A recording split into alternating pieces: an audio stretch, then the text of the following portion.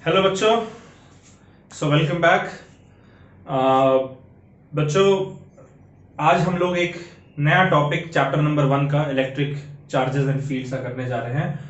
वो electric field due to uniformly charged infinitely long straight wire. तो देखिए, अभी तक हमने गॉसेस लॉ देखा है, गॉसेस लॉ पढ़ा है। गॉसेस लॉ के एप्लीकेशंस को हमें अब थोड़ा देखना है। तो आज ये पहला एप्लीकेशन है। ये कह रहा है इलेक्ट्रिक फील्ड एक uniformly charged infinitely long straight wire की वजह से, यानी कि हमारे पास एक इनफाइनाइटली लॉन्ग स्ट्रेट वायर है। ठीक है, पहले इस बात को समझिए। एक इनफाइनाइटली लॉन्ग स्ट्रेट वायर है, तो मैं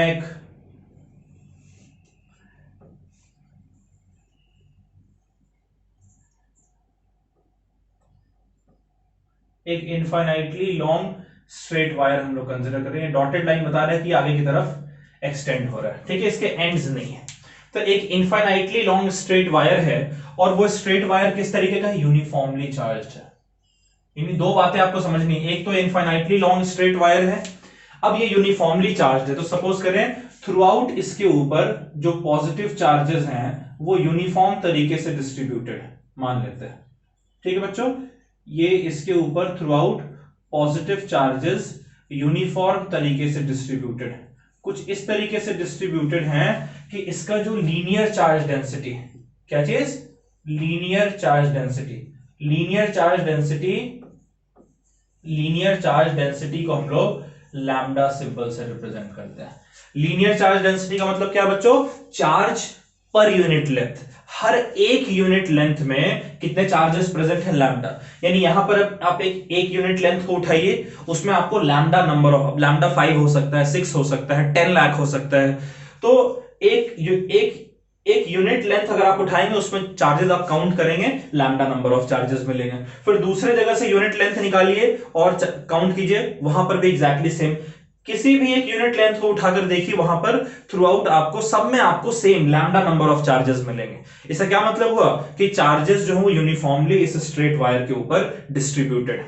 और इस straight wire, infinitely long straight wire जिसके ऊपर through out uniformly charges distributed है, कुछ इस तरीके से कि लीनियर चार्ज डेंसिटी इसका लैम्डा है, इस वायर के पास एक पॉइंट है P। इस वायर के पास एक पॉइंट है P। इस P पॉइंट पर हम लोगों ने इलेक्ट्रिक फील्ड कैलकुलेट करना है। तो P पॉइंट पर, जिस पॉइंट पर आपको इलेक्ट्रिक फील्ड कैलकुलेट करना, आप सबसे पहले तो उस पॉइंट से इस वायर के ऊपर एक परपेंडिकुलर लाइन ड्रॉप करेंगे। सपोज करो कि वो परपेंडिकुलर आपका O पॉइंट पर जाकर मीट करता है। तो जहां पर ये परपेंडिकुलर जाकर वायर के ऊपर मीट कर रहा है, उसी पॉइंट को हम वायर का सेंटर एज्यूम कर लेंगे। ठीक है बच्चों, तो सपोज करें O से लेकर P की जो दूरी है वो स्मॉल r के बराबर है। क्लियर है बात? अब समझिए कि अगर मैं इलेक्ट्रिक फील्ड कैलकुलेट करना है मुझे, मैं O पॉइंट से x डिस्टेंस ऊपर, O पॉइंट से x डिस्टेंस ऊपर और O पॉइंट से x डिस्टेंस नीचे, ठीक है, मैं एक छोटा सा एलिमेंटल लेंथ लेता हूं। एक छोटा सा लेंथ ले रहे हैं जिसमें सपोज करें कि dq amount of charge present है। ठीक है, dq amount of charge present. और ये भी मैंने एक छोटा सा एलिमेंटल लेंथ लिया है, यहां पर भी dq amount of charge present है। ठीक है बच्चों, हमने क्या किया? हम सिमेट्री देख रहे हैं। ठीक है, सिमेट्री में हमने क्या देखा? हमने कंसीडर किया एक पॉइंट P जहां पर हमें इलेक्ट्रिक फील्ड निकालना है, उससे परपेंडिकुलर ड्रॉप किया O पॉइंट पर, वो r डिस्टेंस की दूरी पर है। अब इस पूरे वायर की वजह से अगर आपको P पॉइंट पर इलेक्ट्रिक फील्ड चाहिए तो क्या करना पड़ेगा? आप हर एक जगह से जो चार्जेस हैं उसकी वजह से इलेक्ट्रिक फील्ड निकालकर और सुपरपोजिशन प्रिंसिपल के अकॉर्डिंग ऐड कर देंगे। तो वही हम लोग कर रहे हैं। हम लोगों ने क्या किया कि O पॉइंट से x डिस्टेंस और O पॉइंट से x डिस्टेंस नीचे और ऊपर हमने dq लेंथ का एक एलिमेंट लिया है। इसकी वजह से जो इलेक्ट्रिक फील्ड है P पॉइंट पर वो आपका इस डायरेक्शन में होना चाहिए, और इस dq की वजह से जो इलेक्ट्रिक फील्ड है ये आपका इस डायरेक्शन में होना चाहिए, है ना? तो इस इलेक्ट्रिक फील्ड को अगर मैं सपोज करो कह देता हूं DE, और इस इलेक्ट्रिक फील्ड को अगर मैं कह देता हूं DE, तो ये जो दोनों इलेक्ट्रिक फील्ड आप देख रहे हैं, इसको अगर कंपोनेंट्स में रिजॉल्व करेंगे तो ये जो इलेक्ट्रिक फील्ड है इसका एक कंपोनेंट तो आपको इस डायरेक्शन में मिलेगा और एक कंपोनेंट आपको इस डायरेक्शन में मिलना चाहिए। इस इलेक्ट्रिक फील्ड का एक कंपोनेंट इस डायरेक्शन में और एक कंपोनेंट इस डायरेक्शन में। तो देखिए इस वायर के पैरेलल जो दोनों कंपोनेंट है वो इक्वल एंड अपोजिट होंगे, कैंसिल आउट हो जाएंगे। इक्वल एंड अपोजिट क्यों है? क्योंकि देखिए दोनों पर चार्ज सेम है और दोनों की डिस्टेंस जो वो भी सेम होगी। और जो इस वायर के परपेंडिकुलर डायरेक्शन में जो इलेक्ट्रिक फील्ड का कंपोनेंट है वो आपका एड अप हो जा रहा है। समझ रहे हैं इस बात को? तो इसीलिए इस वायर में आप ओ पॉइंट के सिमेट्रिक आप ऐसे पेयर ऑफ एलिमेंट्स ले सकते हैं और उन एलिमेंट्स की वजह से जब इलेक्ट्रिक फील्ड कैलकुलेट करेंगे तब वो इलेक्ट्रिक फील्ड इसके परपेंडिकुलर डायरेक्शन में एड अप होगा और पैरेलल वाले डायरेक्शन में कैंसिल आउट हो जाएगा। हर एक एलिमेंट की वजह से पैरेलल वाला कैंसिल आउट, परपेंडिकुलर वाला एड अप हो जाएगा। समझ रहे इस बात को? इसीलिए हम लोग इस पॉइंट पर जो नेट इलेक्ट्रिक फील्ड है वो नेट इलेक्ट्रिक फील्ड जरा फाइंड आउट करने की कोशिश करते हैं। उस नेट इलेक्ट्रिक फील्ड को फाइंड आउट करने के लिए मैं इस डायग्राम को एक बार फिर से रीड्रॉ कर रहा हूं। ठीक है बच्चों? तो किस तरीके से हम लोग रीड्रॉ करेंगे, ये देखिए मैं यहां पर कंसीडर कर रहा हूं कि मेरे पास एक वायर है, इनफाइनाइटली लॉन्ग स्ट्रेट वायर जो कि थ्रू आउट यूनिफॉर्मली डिस्ट्रीब्यूटेड है और इसके ऊपर through out positive charges present है।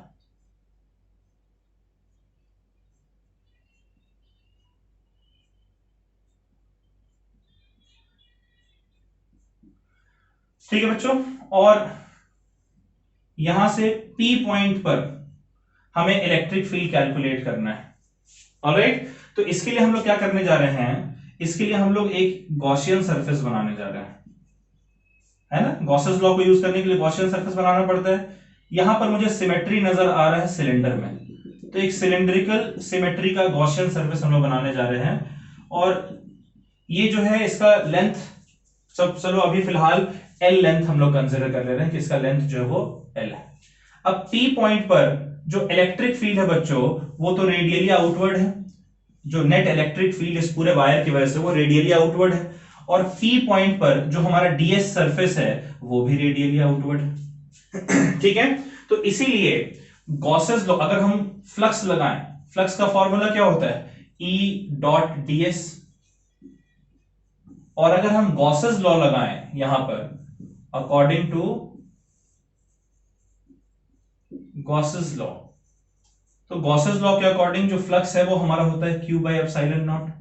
यानी अगर हम इक्वेशन 1 और 2 को कंपेयर करें, ठीक है बच्चों, अगर हम इक्वेशन 1 और 2 को कंपेयर करते हैं, किसको कंपेयर कर रहे हैं, इक्वेशन 1 और 2 को, लेफ्ट हैंड साइड फाई है तो राइट हैंड साइड हमारा हो जाएगा E dot ds is equals to Q by epsilon naught. ठीक है, इलेक्ट्रिक फील्ड भी इसी डायरेक्शन में है और जो ds है वो भी इसी डायरेक्शन में है। दोनों जब सेम डायरेक्शन में है तो दोनों के बीच का एंगल क्या होगा, 0 डिग्री, और cos 0 की वैल्यू 1 होती है, इसलिए डॉट हमारा हट जाएगा, ये हो जाएगा equals to E into ds is equals to Q by epsilon naught. Electric field हमें कैलकुलेट करना है। अब अगर मैं इसे इंटीग्रेट कर दूं, ठीक है, अगर मैं इसे इंटीग्रेट कर दूं तो टोटल इलेक्ट्रिक फील्ड हमारा क्या, टोटल फ्लक्स हमारा क्या आएगा, E तो कांस्टेंट है, बाहर निकल जाएगा, E हमारा बाहर निकल गया, integral of ds is equals to Q की जगह क्या लिख सकते हैं बच्चों, देखिए लीनियर चार्ज डेंसिटी हमारा लैम्डा है, तो लीनियर चार्ज डेंसिटी हमारा क्या होता है, चार्ज पर यूनिट लेंथ, है ना, चार्ज पर यूनिट लेंथ हमारा लैम्डा होता है। ठीक है, तो यहां से हम चार्ज को क्या लिख सकते हैं, लैम्डा इस साइड है और L को इधर ले आए तो L मल्टीप्लाई हो जाएगा, तो Q हमारा लैम्डा इंटू L के बराबर हो गया ना। यहां पर Q की जगह मैं लिख दे रहा हूं lambda into L upon epsilon not. और ये इंटीग्रल ds क्या है, ये किसका सरफेस एरिया हम इंटीग्रेट करेंगे, जो हम लोगों ने गॉसियन सरफेस लिया है उसका, और जो गॉसियन सरफेस हमने ले रखा है उसका रेडियस देखिए स्मॉल r है और लेंथ कैपिटल L है, तो इसका सरफेस एरिया क्या होना चाहिए, 2 पाई RL, यानी कि E into 2 pi RL is equals to lambda L upon epsilon naught. L से L कैंसिल आउट हो जाएगा और हमारा इलेक्ट्रिक फील्ड क्या आ रहा है बच्चों, इलेक्ट्रिक फील्ड हमारा आ रहा है lambda upon 2 pi epsilon not R आ रहा है ना। ये हमारा इलेक्ट्रिक फील्ड, अगर आप डायरेक्शन लिखें तो एक n कैप यूनिट वेक्टर दे सकते हैं। ये इलेक्ट्रिक फील्ड आपका इस uniformly charge infinitely long straight wire की वजह से। आप एक चीज नोट कर लें, बड़ा इंपॉर्टेंट है, आप सोच रहे हो कि सर यहां पर जो वायर है वो तो इनफाइनाइट लेंथ का है, लेकिन सिलेंडर आपने जो गॉसियन सरफेस बनाया वो सिर्फ एल लेंथ का बनाया है। तो आप यहां पर देखिए इलेक्ट्रिक फील्ड में कहीं भी एल आपका नहीं आ रहा है, यानी इलेक्ट्रिक फील्ड इस गॉसियन सरफेस के लेंथ के इंडिपेंडेंट है। तो आप लिखें कि electric field in this case, electric field in this case is independent. Electric field in this case is independent of what? Independent of length of Gaussian surface. Clear है बात? Electric field जो है इस केस में वो Gaussian surface के length के independent, हम कितना भी छोटा है कितना भी बड़ा गॉसियन सरफेस बनाए रिजल्ट हमारा हमेशा सेम आएगा। इसको नोट कर लीजिए बच्चों। अच्छा एक चीज और देख लीजिए, अगर आपका लैम्डा पॉजिटिव होगा तब इलेक्ट्रिक फील्ड रेडियली आउटवर्ड होगा, अगर लैम्डा नेगेटिव होगा तब इलेक्ट्रिक फील्ड रेडियली इनवर्ट होगा। इस पॉइंट को भी आप नोट कर लीजिएगा।